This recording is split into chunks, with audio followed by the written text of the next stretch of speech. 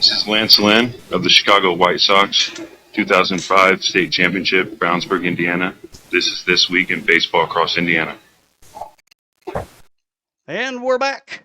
A little delay there as we get things moving. It's amateur hour. This goes right in line, fellas, doesn't it? With top 5 reasons why Hardy the Hat Guy should not be the host, technical advisor, etc.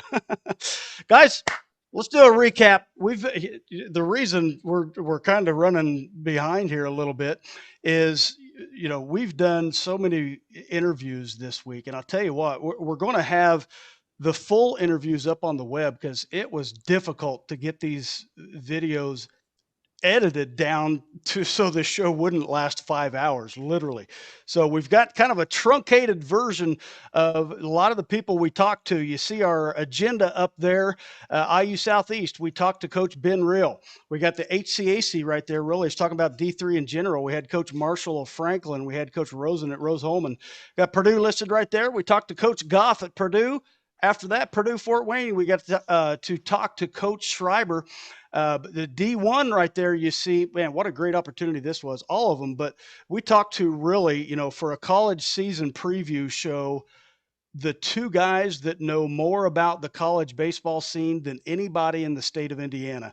We're talking about Ryan Brownlee, the host of the podcast, the ABCA podcast every week, as well as Mike Rooney, who hosts not only the D1Baseball.com Fourth Coach podcast, he's also the co-host of the Sirius XM, it's ESPNU channel of This Week in College Baseball that's going to start, I believe, this Thursday. So, man, just some great input.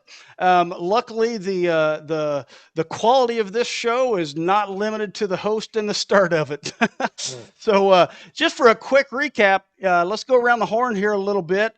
And let's talk, because college baseball has started, especially in the NAIA scene. And speaking of NAIA, Steve, let's go to you first. You had a chance to interview, and I think you talked to Coach McClellan this week. Everybody knows Zach McClellan has got an MLB career. He's the first AD and is going to be the first skipper for IUPUC. That's Indiana University, Purdue University of Columbus. And I'll tell you what, this is, one of the reasons I didn't include that interview on here. If you've ever met Zach McClellan, I mean, this guy is a speaker.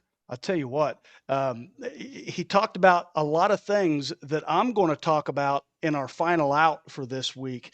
Just a great motivational speaker. And Steve, if you would, give us a little recap of that, your conversation with Zach McClellan and, some of the excitement and challenges of starting a new collegiate athletic program in general, let alone a baseball program. Yeah, Zach McClellan in Columbus, Indiana. He went to IU and he played in pro baseball. He played for the 2007 Colorado Rockies. He had a chance to start the athletic program at Indiana University, Purdue University, Columbus. They're going to have baseball, softball, and cross country to begin with in the 22-23 year. They're applying for NAIA status, and they would like to be in the River States Conference. Now, regardless whether they get in the NAIA right away, they're still going to go forward and have a team. They've already been bringing in athletes, and athletes have been announcing, their intention to go there. So pretty exciting. There's 900 or so students on that campus. There is a complex right across about a mile away called the Annex of Columbus, which is student housing. So a lot of students, especially athletes, are being pointed in that direction. They're the Crimson Pride. And if they get in the River States Conference, they're in there with IU Southeast and IU Kokomo, and there's teams in West Virginia and Kentucky and all around. Well, they got the right guy leading the job. This guy, he started up Demand Command. I mean, as we're talking to him, I think there's like 4 different business ventures that he started, since getting out of baseball. He's an entrepreneur for sure. Oh, and he's got a good reason. He's got an MBA. He knows his stuff. He does, and he's got a good reason for doing that it. Stuff at the end of his playing career, and absolutely. Here he is. Yep. One of the reason what I'm talking about is his why. He talks about that in the show, and it's going to tie in together with my top 5 and the final out. He gives his why he's doing all this, and I absolutely love it. That's one guy where, we could have just talked all day. There's some baseball playing this week. We got to start out with a great one. Maybe Chris will have you talk about that. Just that great win by USF this week. They're playing a ranked component. And, man, they went down there and they did it in style. Chris, you got any thoughts on that? That's huge for any team from the north to be able to go down south and play and perform and win. That's huge. I was looking they actually split. University of St. Francis split with the University of the Cumberlands I believe they're out of Kentucky. Yeah, they were ranked number 11 in the country. Oh yeah. I think they lost the first game 5-8, lost the second game 0-7, then came back and won the third game 14-11, and the fourth game 7-2. So getting a 2-2 split with a ranked team in the South is huge and a great way to start the season. And if you go look at what the Crossroads League schools have done so far, St. Francis is leading the way with a 4-2 record. Grace College right behind them at 5-3. Marion University at 3-2. Goshen at 1-1. Taylor 3-4. Huntington 2-6. Indiana Wesleyan's 1-3, and Bethel is 1-7.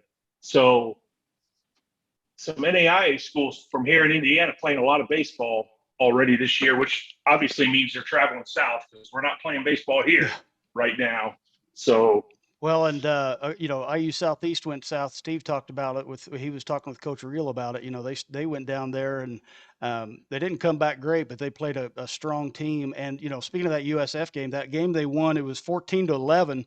I believe, and quote me if I'm wrong here, they were down 9 with 6 outs to go in the game.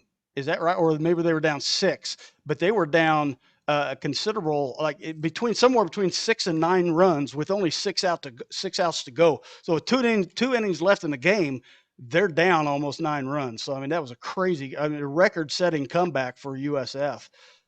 Guys, any other college news we want to hit at before we look at the college season going forward? Dan, I just want to mention I had put together some scores here, but Chris and Steve kind of filled things up. But just a highlight that I found going through some of the college websites yesterday and this morning, Anderson University played in Tennessee. It's Sewanee. Sewanee, Tennessee. And just want to point out Jake Stank, Stank. He's a freshman. He's from Mount Vernon of Fortville High School here in Indiana. He led off the game, which means being a freshman, he led off his career hitting a solo home run. So that's I think that's pretty cool. Kind of like, a major league guy, very first time at college. And say his name again, Jeff. What was his first name? Jake Stank. Jake Stank of Mount Vernon of Fortville, a freshman at Anderson, first at bat in his collegiate career, pops a solo big fly. That's legit. Yeah, that's pretty cool. So I wasn't prepared to get everything. I'll be prepared more next week. But like I said, well, we got a lot to cover this week, so that's all right. The Mount Vernon for Marauders there representing. Way to pull that out, Jeff. That was slick. Guys, let's any more scores, or I don't think we can beat what Jeff popped up there.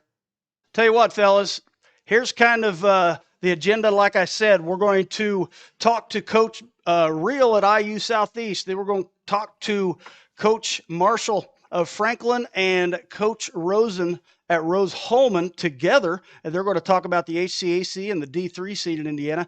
We got Coach Goff from Purdue is going to give us some Purdue perspective for 2022, and I tell you what, the guys at the end really had high remarks for him.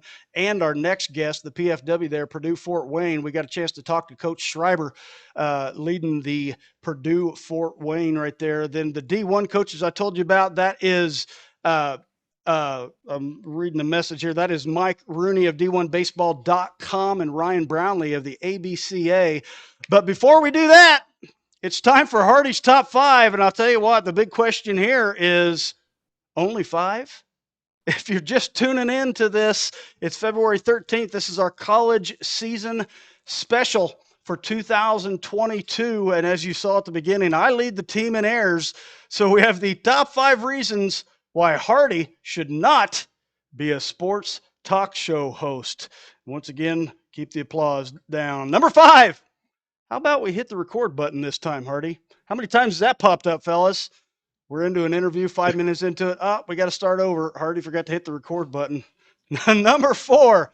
I think you got the wrong coach. Yeah, that actually happened a couple times, actually, I shamefully say. One of them, I'm talking to the coach at Cowan. 5 minutes into the interview, he stops me and is like, hey, I think you got the wrong team here. And yeah, I had to pick my way out of that one. Along the same lines, number 3, I think you got the wrong school. Yeah, that happened too, a couple times. The one off the top of my head, I got a hold of I was working on the college baseball hat collection, and I got a hold of the Bethel University in, I think it was Iowa, instead of our Bethel University here in Indiana. They said, cool project, but we're not in Indiana. Number 2, how about we not schedule a show on Super Bowl Sunday? Yeah, that one. We found out about that one, about 2 days ago, fellas, and we did an about face and said, nope, we need to do some emergency maintenance. Let's make it at 4 o'clock. Number 1, are your top 5 supposed to be funny? You guys all bring some talent to the show. I do what I can. Guys, let's talk to Coach Reel of IU Southeast, and let's hear what he had to say. Hey, Coach, thanks for the time. You're getting ready to go to Louisiana. Oh, yeah. You opened your season. We're talking about a Birders Road to open your season. You opened at Tennessee Wesleyan last weekend. You went over 3 competitive games. And then you're going to see some tough competition in Louisiana. So you're not easing in any way.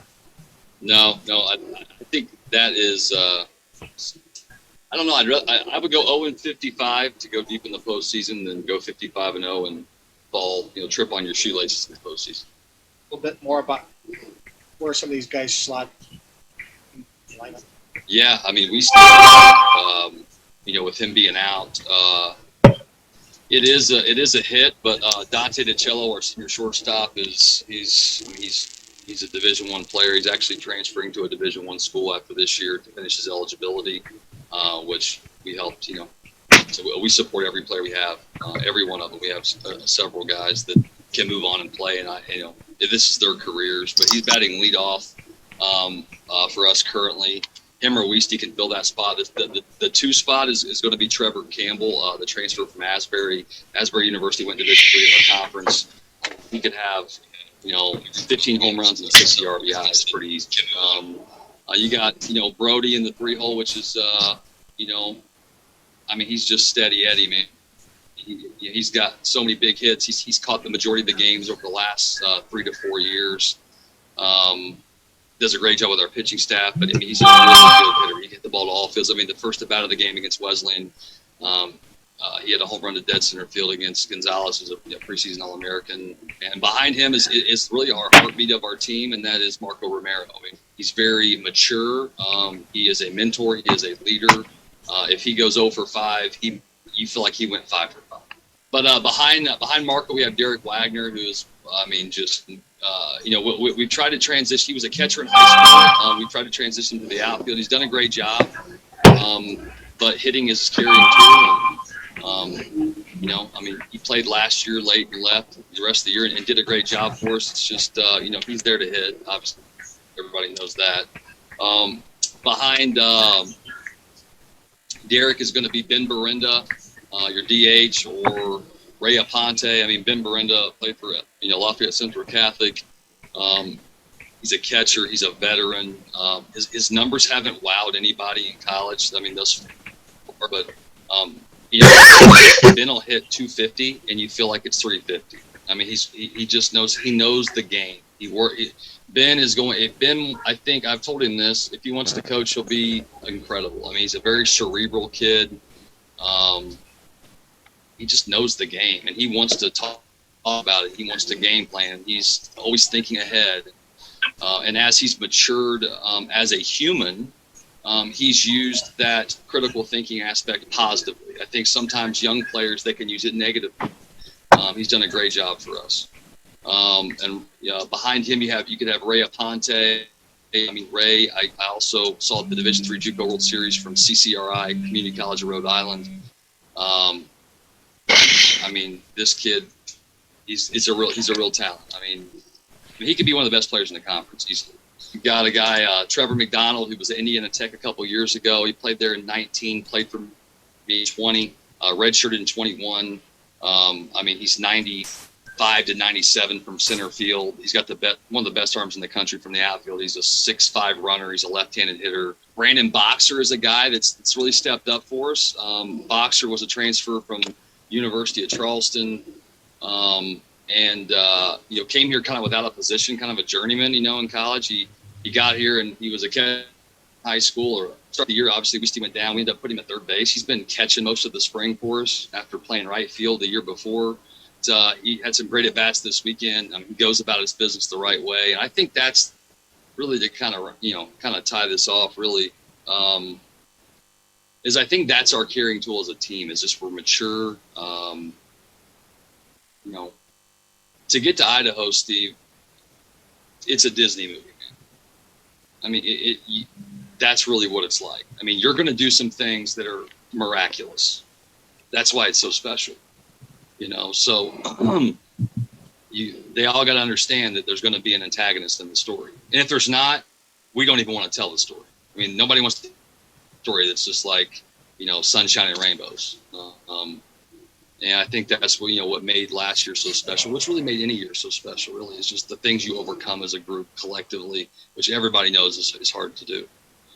But I think our carrying tool this year is just maturity, poise, experience.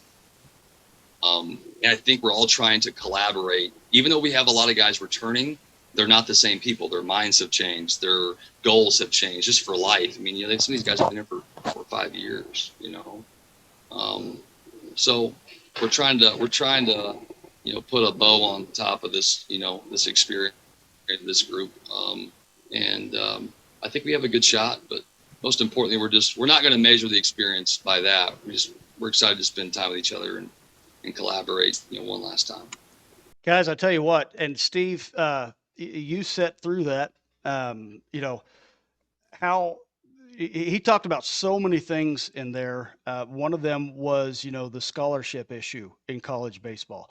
And he had a lot of great things to, as well as all the coaches. One of the things we talked about with him is how he sees the baseball scene in Indiana, and some recommendations he had for talking to, or recommendations he had for high school kids that want to take their game to the next level. And we've compiled those. We're going to have all of those on our high school season preview show coming up in a month. So any afterthoughts on that? I mean, Coach Reel is, when it comes to the NAIA, and matter of fact, I'll throw this out here too. He mentioned, kind of like what Mark mentioned last week and what you guys already know, he was dropping some names here. He mentioned, Kip McWilliams at Indiana Tech as possibly one of the best NAIA coaching brains in the country. And he just had so many great things to say. It's stuff that I've been preaching forever, and we've all been preaching, which is just the great opportunity of great coaches in Indiana. Now, Hardy, we don't want to see that again. I'm going to go to the next scene here. There we go. So moving on, the next group we had was the HCAC coaches, Coach Marshall of Coach Marshall of Franklin. I stuttered there because, well, I'm not a good host, but I stuttered there because during the show I called him Coach Franklin of Marshall once.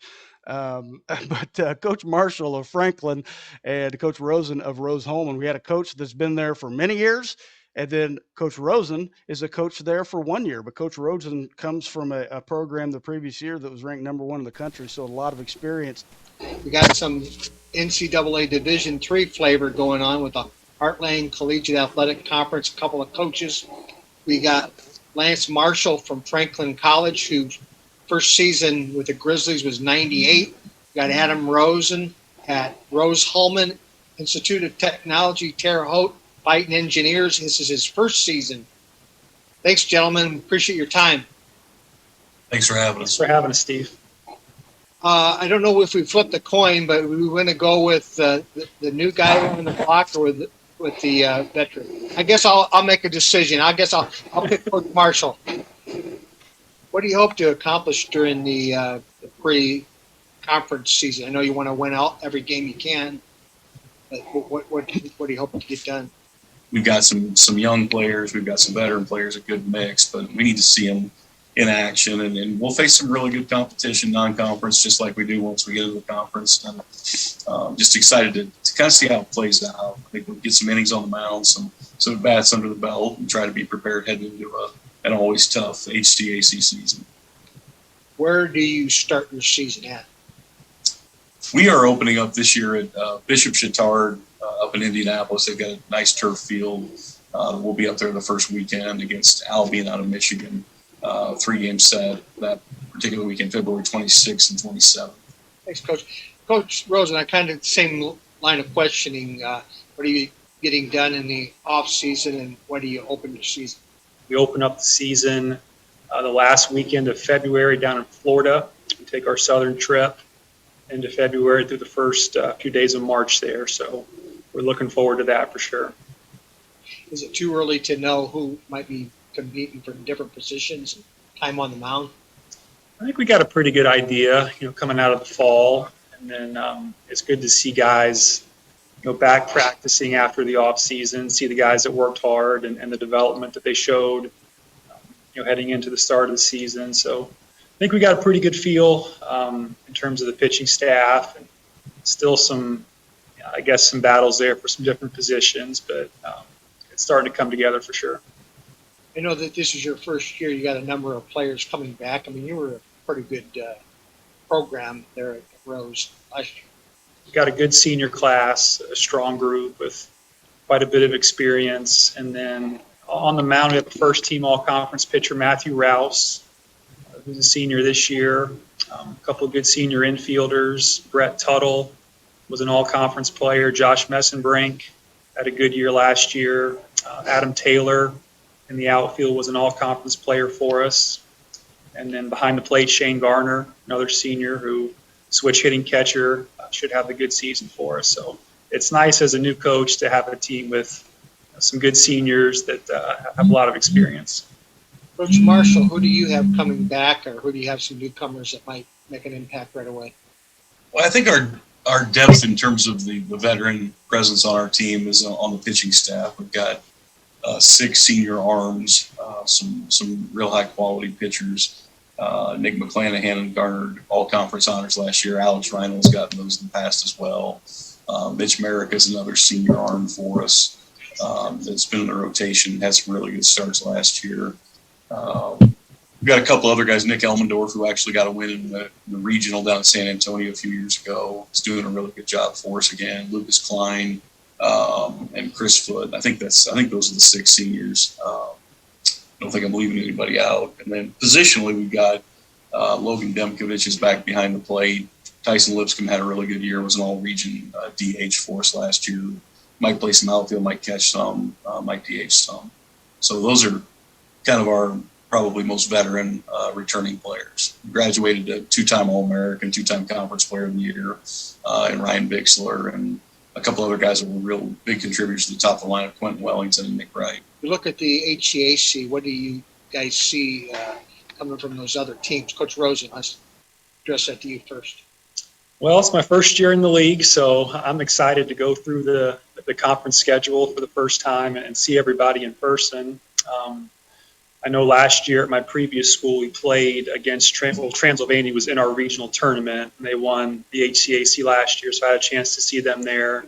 They were a very talented team, and I just know from talking to the coaches and hearing about the league how competitive it is, how balanced it is, and I'm excited to accept that challenge of knowing each time you play a conference series, you got to show up and play good baseball, or you got a chance to get beat. So I'm looking forward to that.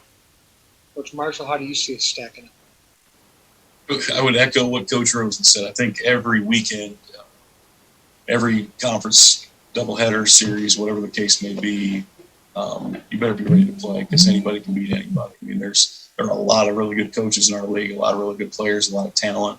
We'll go back to an 18-game conference schedule this year, so those are going to have intensity levels that are kind of unmatched. Those 18 games, really, you're playing 9 dates to kind of determine conference standings. So it's always fascinating when you go from kind of non-conference into the conference season, how the dial just gets turned up. And it's not anything overt, but guys are just fired up to go compete in the league, and they know what's on the line. Coach Rosen, I'm interested in the D3 model of baseball. I mean, not that all the A levels aren't hitting the books, but D3 is different. Can you talk a little bit about that? Yeah, it's a different experience for our student athletes, and I think it attracts a lot of the guys to Division III because they can balance a high-level academic experience at great schools with also playing very competitive baseball. So that's something we certainly sell here at Rose Hulman. But in terms of recruiting, like you talked about, you only have so much access to your players throughout the year. So you want to make sure you're getting guys that are motivated to work in the off season when the coaches can't be there with them, because that's such a critical development window. So you want to make sure you have guys that love the game and that are motivated to develop and keep improving. Coach Marshall, you've been doing this a while, and you know the D3 model, and you look at your roster, and it's a rarity to see anybody that's not Indiana. So you do a phenomenal job of getting Indiana players. You must be selling them on the school as much as on the baseball. Well, I think you have to get the right kind of young men that really want to succeed in the classroom and on the field, and they really have to have that intrinsic motivation because, as Coach Rosen indicated, there's a long off season in Division III, and you have to be motivated to go do the work on your own and improve. And we've been very fortunate and blessed with some great young men that just want to work at it, and I think we've had success academically, and that translates. I think our guys we've gotten the American Baseball Coaches Association Academic Excellence Award, I think 3 years in a row. So I think our guys are getting it done in the classroom and on the field. Those two things are not typically mutually exclusive. I think, you're going to find those guys that do both things really well that are going to succeed at this level. I think the big thing that we talk to young men who are considering our institution, the big thing that we cover with them is the opportunity to kind of have it all. You can have a great academic experience. You can have a great athletic experience, and you can be a college student as well. So the opportunities, the education is the most important thing. And there's so many great schools in Indiana that provide great educations, have beautiful campuses, great facilities. I think the small class sizes are a big sell for a lot of students, having access to your professors and just that type of educational environment. Is a really big plus for a lot of our Division III schools. So I feel fortunate to coach at one of the best engineering schools in the country that also happens to have a very competitive baseball program. So there are some challenges with the academic requirements and the admissions requirements, but I think more opportunities as a result of that than there are challenges. Any thoughts on that right there? I tell you, they hit on a lot of good things right there. I love the fact that, and they continued talking about that education piece more than we showed right there, and we'll have that on there. Franklin and Hanover, two great towns, two great programs. Any thoughts before we move on and talk to Coach Goff? Yeah, I have some history with Coach Marshall because my son was actually recruited by him out of high school. And to be perfectly honest, had it not been for money, he would have chose Franklin. Everything about Franklin was top notch. Great facilities, top notch school. beautiful campus. But in the end, I think like a lot of other D3s in Indiana, when you're battling NAIA programs that have some money that they could give students, that makes it kind of tough. But we love to visit. Like I said, it was a beautiful place. He gets great kids. The kid he was talking about, Ryan Bixler, right down the road from Lewis Cass. I had the pleasure of watching that kid play for 4 years, and he was a stud. And he just got better at Franklin. So there's a lot of great baseball in Indiana, D3, NAIA, and small college baseball. And I love it. But there's so much more than that. When people think about baseball, Coach Reel talked about it. They are going from NAIA, then they're going D1. He's had a player this year that played is in his 4th year at NAIA, then he's going D1. And there's players that have gone D1, come back to NAIA, we see in the draft over the years too, that, it's that question of make the college fit for you. And that's whether you're going there to be seen as a player or you're going there for the academic part. So let's keep going and let's hear from Coach Goff. Steve got to interview Coach Goff at Purdue Boilermakers. And I'll tell you what, the guys that we're going to talk to later, Rooney and Brownlee, they had a lot of great things to say about Coach Goff here. So let's give it a listen. Season on the 18th. Can you talk about, you got things kind of decided on who's going to be in the lineup and everything day one? We have a lot. Me and my coaches last night were meeting and putting lineups on my whiteboard in here. And man, I'll tell you what, we have a number of guys, a number of different combinations that we really just haven't locked in yet. I think this weekend we have another opportunity to scrimmage inside here in Mollencaw. So to be honest with you, Steve, I think it's coming down to the last weekend. And as you know, especially the thing I've found out about living up here the last few years is that you may start with a certain lineup, but in the end, that's really not who you end up being. It just takes time, especially not being outside very much. So we have a few different combinations that we're looking forward to and excited about an opportunity to get down in Texas next week. Is it fair to ask you who is in the mix at various positions? Well, at first base, we've got Jake Barr that returns from last year. Cam Thompson is another guy that played there some last year for us. It's really developed. Second base, you have Tyler Powers that led our team in hitting last year that's returning, along with a couple of guys that we brought in from transfers, a couple All-Americans, and C.J. Valdez from Arizona. Ty Gill is a freshman here from the state of Indiana, has a chance to be pretty good for us. Paul Tate's transferred in from the folks down south of us that was a freshman All-American that led the Big Ten in doubles last year. Evan Albrecht at short, he returns. Ryan Howe returns at third, but we also brought in a transfer named Troy Viola, a fifth-year transfer. So we have a variety of different options in the infield that we feel really good about. And as you know, in baseball, you got to just let them go out there and play and let them figure it out. So what about the outfield? Well, that's we still feel pretty good about that. You got Michael Bolton that was returned, that was all conference last year. He'll be in the outfield along with Curtis Washington, a young man that we got to transfer in from Wabash Valley Junior College. It's a tremendous athlete. He's out there. Jake Jarvis is another transfer that we brought in that's looks very well out there. We've got Tanner Hastings as a returner, been here for 3 or 4 years. Jack Firestone is a guy that we feel like has really come on and kind of paid his dues and hopefully have an opportunity to play out there. We got a variety of guys that we feel like we have some options and we're really excited about our depth this year with our team. About behind the plate? Behind the plate, we have Pablo Lazarati. He's another transfer, was an All-American from the junior college ranks out of Hines Junior College in Mississippi that we brought in. Jake Stahler is a young man that last year when we had Zach Fascia and Steve Ramirez, kind of two older guys, we redshirted Jake last year. He went out and had a great year in the Grand Park League. He looks really good. And then we have Steve Ramirez that's returning, that's been here the last couple of years. So three valuable options, behind the plate. Who does it look like they'll hand the ball to in weekend series? Well, we're still, again, I think this weekend, after coming out this weekend, we'll have a better idea. But Jackson Smeltz is a guy that we used out of the bullpen last year. He started a couple of times. He's a guy that we're looking strongly at. Wyatt Wendell is a junior college transfer that we brought in. You may remember his dad, Turk Wendell, pitched in the big leagues. Troy Wansing is a freshman. Kyle Stevens is a freshman that we feel really good about.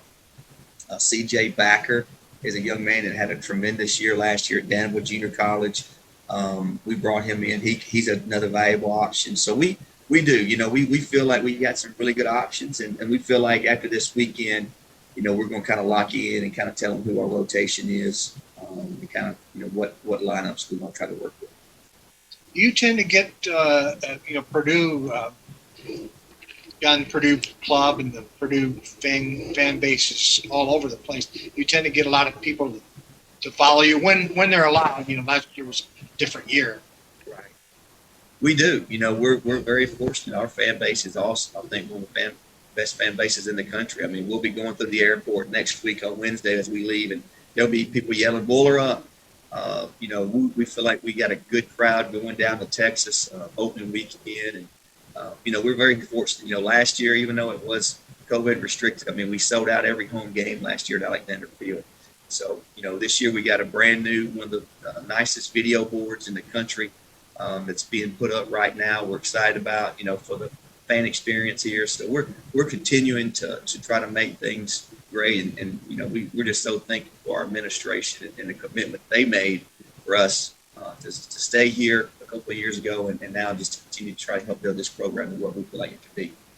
Well, Coach, we appreciate your time. Thanks for hopping on with us. Man, it's been awesome, guys. You got me fired up. I'm ready to go to practice right now. I don't know if I'm about to skip my lunch out here. I'll tell you what, you guys got me fired up, and I'm just so excited and really appreciate the opportunity to talk about our program. Appreciate what you do, Steve, and can't wait till next fall when you get that opportunity to get out on that baseball field at Alexander and show you what we can do again. Hey, Coach, thanks for your time. We really do appreciate it. I appreciate the interest and just the opportunity to talk baseball. You open your season in Atlanta 18th at Georgia State. So by the time this airs, it'll be less than a week. So you must be really hitting on all cylinders by now. Well, as a coach, you always want one more practice. So the players are itching and ready to go. I mean, you get a little bit of cabin fever, practicing indoors, and then, pretty mild January, but then we got hit by the big snow and that kind of sets you back a little bit. But yeah, we probably will not be getting outside until we're going to try to stop and practice along the way on our way down to Atlanta. And that'll be our first time out really since October. Can you tell me who is in the mix, maybe starting in your infield, like at the different positions?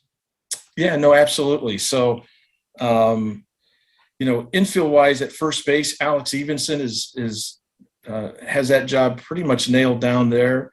Left-handed hitter that came on really strong for us at the end of the season. But he's a 300 type hitter.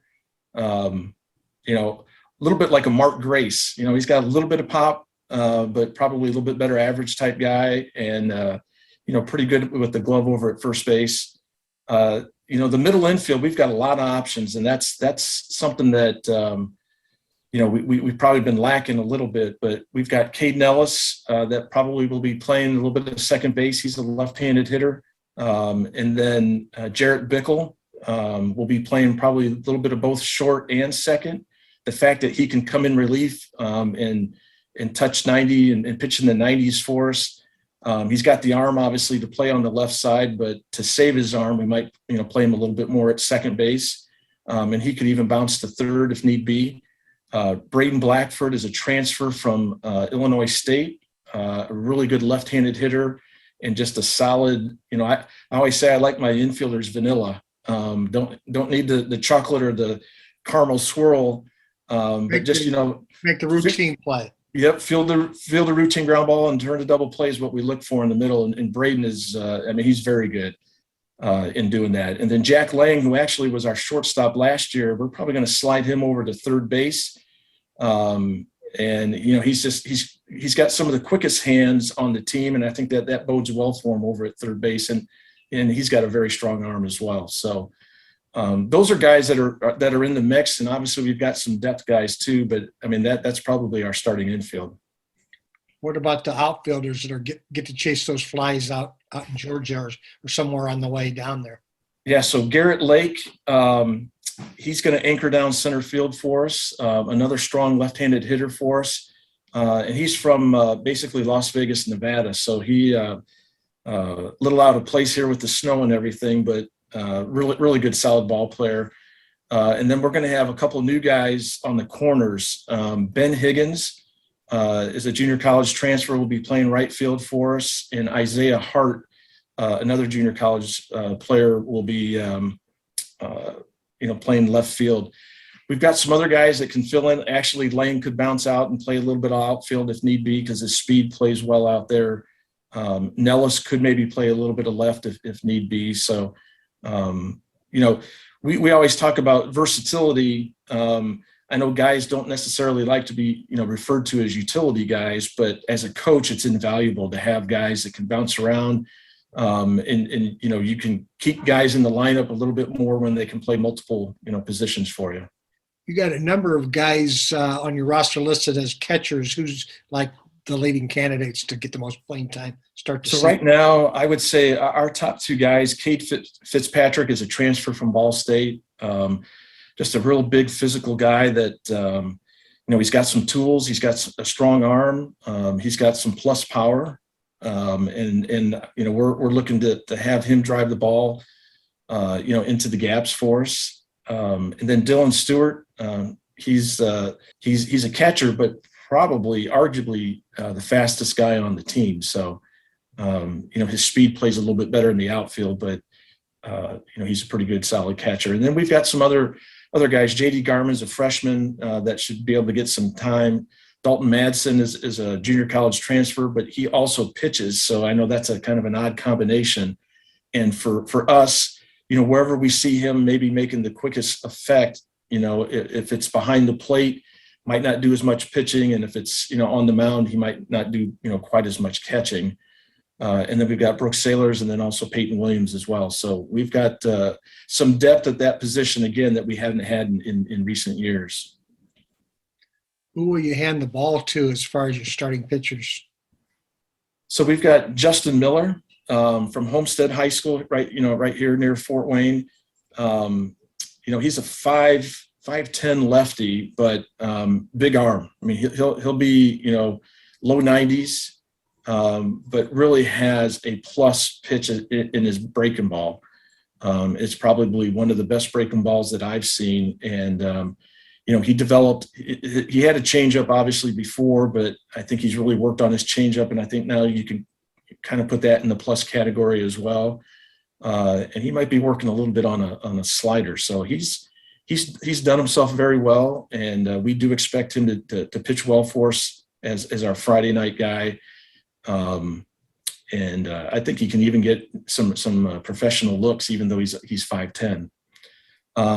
Jacob Myers, another lefty for us. He pitched well for us. I thought at the beginning of last season, kind of tired a little bit towards the end. So we're looking for him to have a really good season for us. JD Deeney is a junior college transfer that has looked really good in the fall and then in the indoor. So he'll be getting that opportunity. And then Bryce Martin's, one of the top freshmen, I think, coming into the Horizon League, is going to have a good opportunity to also pitch for us as a starter on the weekend. We're looking forward to it. It's going to be exciting, opportunity for him. But, we've got some guys there that are obviously going to have to start some midweek games for us too. So should be a lot of good opportunity to play and pitch against some really good opponents. Hey, appreciate your time, Coach, and good luck to you this season. Well, hey, thank you very much. And, we're looking forward to the season and representing, Purdue Fort Wayne and the city of Fort Wayne and, the Horizon League as we move forward. So it should be an exciting year for us. kind of wanted to lead into this one because I tell you what, this is really summarizes the whole show. The next one we're going to talk about, we get to talk to, and I wanted to emphasize this before we got going on this video. This is Ryan Brownlee, who's, linked to, his dad, Coach Brownlee, down in Evansville for so many years. And then he's the host of the ABCA podcast. And then Mike Rooney, who runs the D1baseball.com Fourth Coach podcast. And that, focusing on that point right there, there's so many issues going on with the college scholarship issue. College baseball teams, and tell me if I'm wrong here, if it hasn't changed, 11.7 is the number of scholarships that you get at collegiate baseball. So you're talking the top programs and you get 11.7 scholarships. So, you look at schools like Vanderbilt, Mississippi State, things like that. They're going down there and they may get a partial scholarship, but the rest of it, they're going down there and they're paying out-of-state tuition. Now, don't get me wrong. I've said from the beginning, even though this is a Indiana baseball show, I'm a fan. Any baseball person is a fan of SEC baseball. You got to be there just because of the history down there, the tradition. They fill their stands. I mean, if there's nothing like seeing an Ole Miss game and the LSU games and all those schools down there, just how crazy they are about baseball. And I absolutely love it.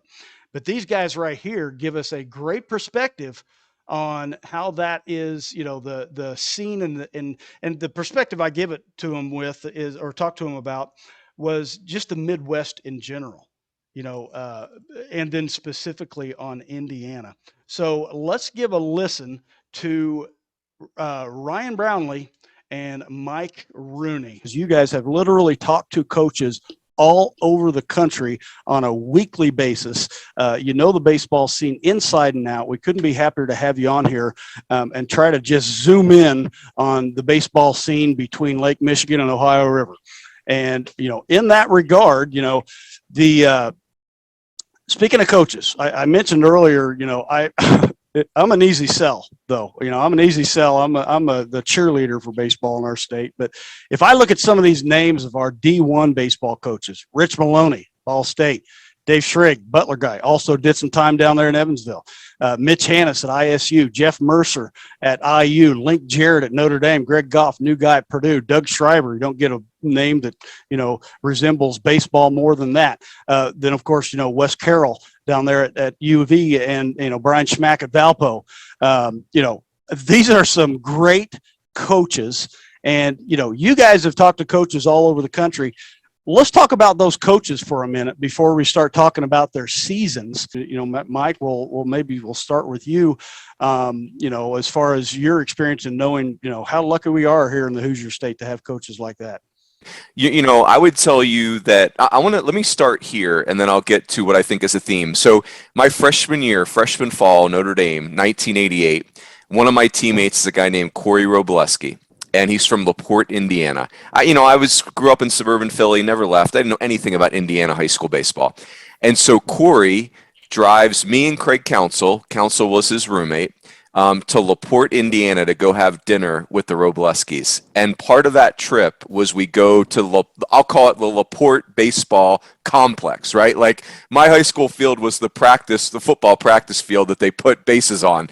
And Ken Schreiber, and I'm hearing the Ken Schreiber stories about how everybody had to have their hair cut a certain way. You go to the barber in LaPorte and you say, give me a Schreiber. And, the field is immaculate. You can't even find a bubble gum wrapper on that field. And, and Corey's telling us about, winning the national title his junior year of high school. They won the state of Indiana, and it was just, I didn't even know that high school baseball could be all of those things. And so when I think about Doug, and, Doug obviously was an assistant coach at Arizona State before I was there, but I think about the late Ken Schreiber and it just, I still, every time I still text with Corey Robleski a lot. His son Ryan is a really good player at Dallas Baptist right now. And he raised his boys in Minnesota. But every time I text with Corey Robleski, I end the text with #GoSlicers. because still to this day, I'm a little blurry on what a slicer is, but they have this incredible baseball logo. But, to answer your question, Hardy, I have two thoughts. It's the Division I coaches in your state are really strong. I mean, really strong. Hey, one of the challenges you guys have is that people know it and they come steal your coaches, right? Like Tracy Smith goes from IU to Arizona State. Chris Lamonis goes from IU to Mississippi State. I mean, IU is a great job, but it's become kind of like a job fair, for the big jobs. But, I think Jeff Mercer is perfect for IU. Doug Schreiber is perfect, for Fort Wayne. And, I think Greg Goff is a very underrated coach but the guy's got SEC head coaching experience. Link Jarrett is the next coach that I think the state has risk of losing because people have seen what he's done at Notre Dame. And I would say calling a Notre Dame game last year was one of the best coach teams I've seen in 10 years. I mean, the way they played the game, it was so intellectual. Man, it's so instinctive. So, yeah, I agree with your theory, Hardy, and I'll turn it over to RB. But, man, I think you got some dynamite coaches in the state. Yeah. And Coach Goff is probably the one in the state that I don't have great feel for. I don't know him as well. But Terry Rooney, the recruiting coordinator, I took over for him at James Madison when he left to go to Old Dominion, and he was coaching at Old Dominion when Verlander was there. And obviously Coach Marks is an Evansville guy. But Dave Schrag at Butler took over for my dad at Evansville, was at South Dakota State when I was at Western Illinois. Coach Smack actually pitched for my boss at JMU, Spanky McFarland at Northern Illinois. I think Mitch Hannes is the most underrated coach that we have in college baseball for what he has done. And he was an assistant at Indiana State when I was playing at Evansville. His teams have always been good. And the great thing about Mitch is he will tell you they're not good. He sandbags. Every time you talk to Mitch, he's going to sandbag you. He's like, oh, we're not very good. And I'm like, Mitch, you say that every year. And then you look up and you've got 40 wins every year and you're going to be a regional team. And then I coached Wes at Evansville. That was my first 2 years. Sorry to Wes that you had to deal with me for 2 years. My first 2 years coaching, Wes was a player at Evansville for us, who was a phenomenal player at the University of Evansville. And then Jamie, his brother, and I were teammates at Evansville together. But it's very unique because the size of the state, to now have 10 Division I teams with Coach Archuleta at USI now going Division I, it's very unique for the size of the state to have that many Division I programs. But the numbers speak out to the amount of big leaguers that the state of Indiana has had. But it's not just Division I. You can go down every level of college baseball in Indiana, and they're good teams at every level. And for any of the kids that are listening in right now, I'm a good example of what staying at home does and staying in the area. You don't need to leave that state. If you have good options, and financially it works for you to stay in state, I would stay in state. It's great baseball, and all of those teams play really good schedules. Well, and with the way that, we could have a whole conversation on the whole scholarship issue in college baseball as well. There's there's all kinds of documentation and it's kind of a buzz topic right now for sure, on, the cost of playing outside of state, as well, when the scholarship opportunities are so limited. But so that's kind of players. Let's talk some 2020 or coaches. Let's talk some 2022 projections. And Mike, I won't hold you to the standard that you set with the torque bomb call back in 2019. That I had to throw that out there. If anybody hasn't seen that, just look up torque bomb on Twitter and you'll see what I'm talking about. That was pure gold right there. Good player. As far as, if you talk to any coaches, and the coaches we've talked to, I'm sure they tell you the same thing. Preseason rankings don't mean anything at all. But for a fan like me, they do. So, we've got Notre Dame looking really good. Preseason polls, IU and ISU are always going to, be up there the way that their trajectory has been the last few years. But, we've got people like Ball State that are putting people in the bigs every year too.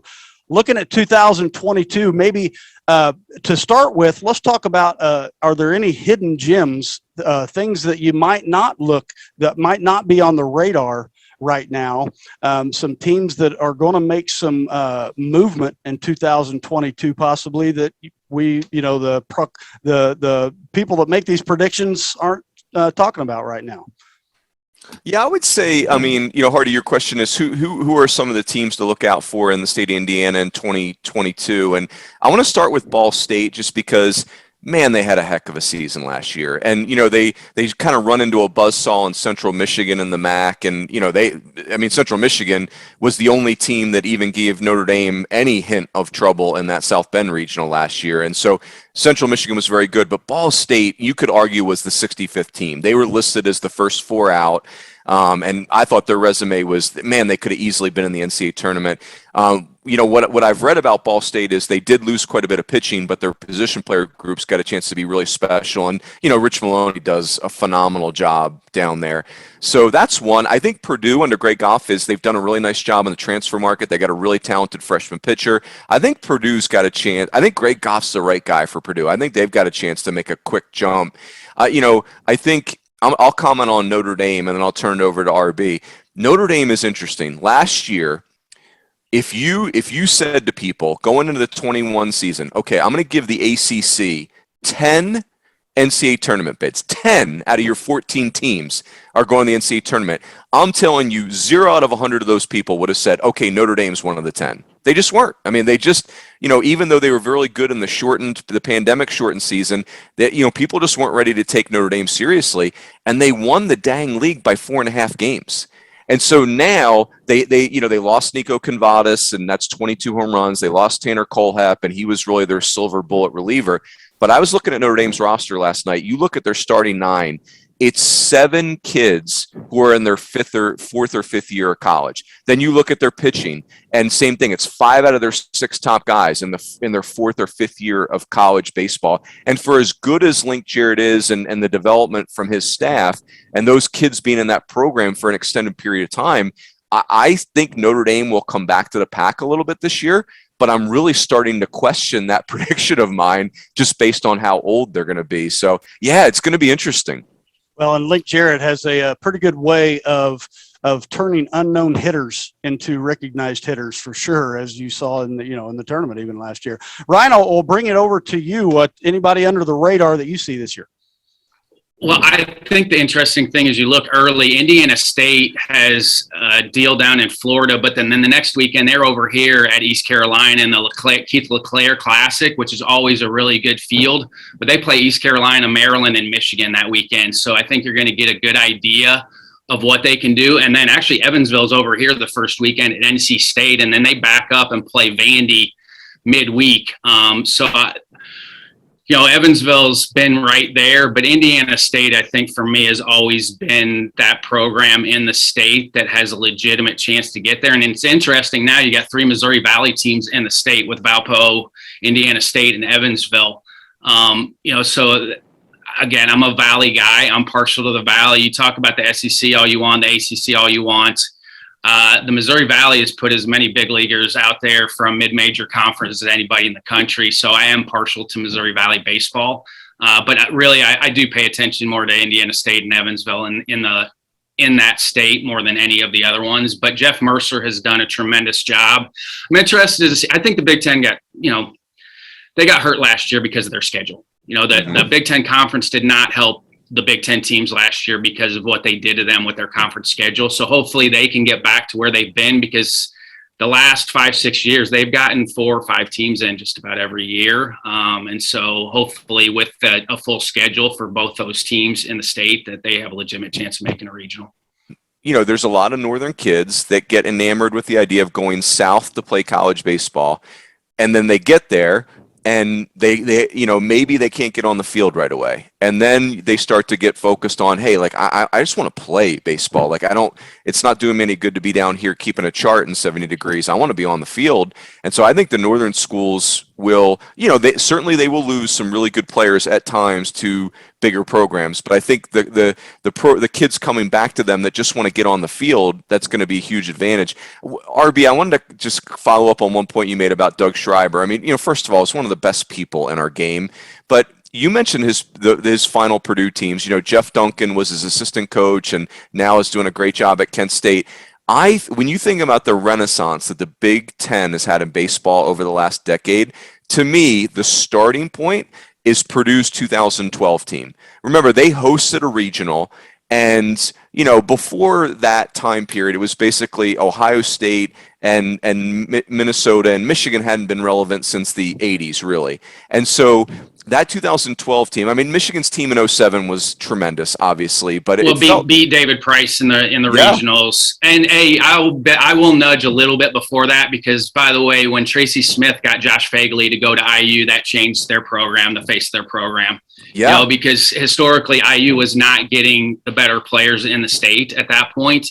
And when Josh Fagley decided to go to IU, and Josh struggled his freshman year, but he was a difference maker in that league. And Fagley was such a good player, played so hard. That's a guy that changes your program. One guy can actually change your program if they're that good. And as hard as he played, and Tracy had it was like IU right there, then Purdue is all right around the same time where they both went off. Yeah, here's the timeline. Purdue hosts a regional in 2012, which just felt out of nowhere, right? And it was the regional that produced the Kent State run. Really, they hosted it in Gary, Indiana. It's before the beautiful new stadium they have. So Purdue hosts it in 2012. IU goes to Omaha in 2013 through Tallahassee. The IU goes to Florida State and beats them up in a super regional. They go to Omaha. 2015, Illinois is a top 8 national seed. They're hosting Dansby, Swanson, and Vanderbilt. And then, you look at Michigan in 2019 is playing in the national championship game. They're playing in game 3 of the finals. So this run that the Big Ten's had has been remarkable, and it's got Indiana, fingerprints all over it to me. The upper Midwest states now, I don't care if it's Wisconsin, Illinois, Iowa, Indiana, Michigan, they all have good indoor facilities now, training facilities for their high school kids to train year round, which we didn't have 10, 15 years ago. You look at the amount of guys that have been drafted out of the state of Wisconsin now, Gavin Lux, Mariners, I can't remember his name, Mariners. Yep, Kelnick. Now that's hurt recruiting a little bit now too for those schools, because it used to be if you got an upper Midwest kid, he was coming to school. Like you could feel pretty good about getting a Wisconsin kid or a Minnesota kid or a Michigan kid, and they were probably going to show up on campus. That's not the case anymore, because these kids are actually ready and going to play. You talk about the Bulls playing in those national tournaments. They're playing against the best and are getting seen by scouts everywhere. That you may lose one of these kids now that you thought for sure was going to end up on campus. The secret is out that there are really good players in Indiana, and we've talked about that. I think for the college scene, hey, Notre Dame, Notre Dame's a wonderful place. I'm sure Link Jarrett and his family love it there. But SEC schools are going to be contacting Link Jarrett in the next few years. So if you're Notre Dame, if I had a direct line to Jack Swarbrick, I'd be saying, hey, I'm not saying you got to pay Link Jarrett like you would pay an SEC coach, because that paycheck comes with risks too. But you can't pay him less than the SEC assistant coaches make either. So and that's a real risk. So I think these Indiana Division I schools, they are top of they're top 40 programs nationally, but the administrations have to treat them as such. IU is a wonderful baseball situation, and I don't think Jeff Mercer would ever leave there. But if he keeps winning games the way he's winning, he's going to have temptations, right? There are going to be people contacting him. Link Jarrett, Mitch Hanna's, the more support ISU can give him, the better program he's going to continue to develop. I mean, this guy can really do it. I mean, this is a program that year in and year out, they're in contention for the NCAA tournament, and those are the teams that eventually kind of pop their way through to Omaha. So I think it's more an investment piece than anything else, because they're wonderful schools. It's a great place to live. There's great players that you can recruit. There's so many positives. As I touched on before, like any type of school that you want is in that state. I don't care if you want a large state school. I don't care if you want a really good private school. You have all kinds of options at every level of college baseball in that state. And it's a great baseball state. People in that state, I know everybody talks about basketball. Southern Indiana, they like baseball just as much as basketball down in that area. So it's a great baseball state, and historically has had great players that have impacted the landscape of baseball in college and in professionally. And, it doesn't always get the credit it deserves. But when you really deep dive into what the state does for baseball, it impacts. And so, like I said, like you have options of everything that you want there, and it's going to be close for you too. But as Roon said, this might be the best time for the state for the coaching that's in there for Division I, because everybody has somebody that can coach at the school that they're at. Every one of those guys can coach in state. Guys, I appreciate it. We're going to continue our journey across the state as we cover the 2022 college baseball scene in the Hoosier State. Guys, I tell you what, as I was thinking of actually what happened during the interview with them, is I could listen to that interview actually went over an hour, and what was cut out for this special that we're doing live here doesn't do justice to the content that those guys provided. And as we're doing that interview, I don't know how many times, and Steve, you were there too, and you could attest to this. I don't know how many times I'm sitting there listening to them, and I'm just so into what they're saying that I'm like, oh my gosh, I forgot I'm the host. I better come up with another question because I'm just so into what they're saying. We couldn't be just more, how lucky were we to get those two guys on the show, because, you won't find two guys that know more about the college baseball scene than those two right there. Guys, before our final out, another good show. I made a vow that we're going to try to keep it under an hour. I think this is the best we've ever done. You take out some of my errors are up there at the beginning, and we're right at an hour. I think it's, about an hour and 15 at this point. But any parting thoughts as we talk about the college season of what we heard here today, or as far as going forward? Exciting. I mean, we already see that it's underway, and the D1s are getting in on the act next weekend. So it's really going to be on all cylinders at that point. And I like what they were. Go ahead, Chris. I'm excited. ESPNU just announced they're going to cover something like 2,200 college baseball games this year. So the more we can see it on TV, the better off we're going to be. But I'm ready for the weather to break so I can see it in person. Well, and I think that's why we have a lot of our college teams in Tennessee right now, and Arizona, and all over the place. But, going with what you were saying about that ESPNU streaming those games, a lot of people were disappointed, and they even badmouthed ESPN. And I'll be honest with you, I've kind of been outspoken on with some opinions about ESPN and their coverage or lack thereof of baseball at any level. So, I got to tip my cap to them for this.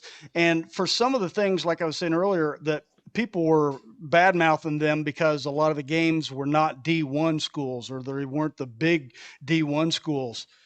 I'm telling you that this is what we've been preaching this whole season is show me the mid majors, because there's some great baseball there. Show me the NAIA games, show me the D3, the D2 games, because there is good baseball. One of the things that we talked about with Ryan and Mike and Steve was, there's no fast track to being successful in baseball. And I don't care if you're wanting to just take it to the next level of college or take it to the next level of pros. There's no fast track to do that. You may end up at a few different schools. And I want to make it clear because, we interviewed Max Clark. He's going to be on with us for our high school season preview show.